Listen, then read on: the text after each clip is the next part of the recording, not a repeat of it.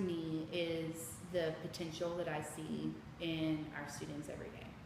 I've been fortunate enough to be at STEM since its inception, and from the moment that I even interviewed, before I was even hired, I could tell that the people that we had in place and the vision of the school was something special, and I was very lucky to get to be a part of it. And since then, the growth that we've seen with our student body and maintaining that mission and vision, that's what I wake up thinking about every day is what are we doing to prepare each and every student for what they're going to face outside of these walls, and are they ready? And if they're not, then what are we doing about it?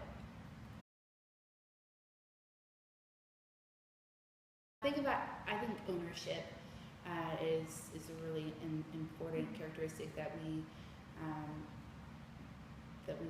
stress across the school. From the moment you walk in and you have your first scheduling meeting, it's apparent that our expectations are high.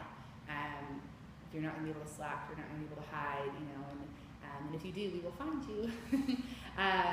But the reason for those high expectations, right? I think that ownership piece has to be there, and I see that with the way that we structure our classes, the way teachers deliver their lessons, but also within our activities in our clubs, such as Gryphon Guides. It is student run, it is student driven, it is by the students for the students, and I am there to help. I'm not there to dictate, right? And I don't know that many adults would feel comfortable saying that about their, I'm going to let my teenagers be in charge. But if you're not going to give that, if you're not going to give that ownership to them, then how will you ever learn, right? Until you're out in the world and then you're forced to deal with it with no safety net. And so I think that ownership piece really sets us apart. Sure. So that's something that I think if you walked into any of the teacher workrooms on any given day, it's an ongoing conversation. We as teachers are met with lots of different sets of expectations, just as students are, right? I want to make an A on my test because I want to make an A in this class because I want to learn the material because my future depends on what else, access granted because of that. And we face that too as teachers as well. What my personal philosophy, I trust my kids. It's a trust and it's a faith. I believe in their ability. I believe in their potential. I believe in them when they probably don't believe in themselves. And that relentless positivity goes a really long way. I'm not going to give up on them, and I'm going to expect more than sometimes maybe anyone in their life has. And in doing so and maintaining that consistency, what I hope they walk away with is, they look back and it might be a month down the road, it might be 5 years, it might be 10 years, everyone's different. But what I hope that they see is I came in feeling like I was only capable of X.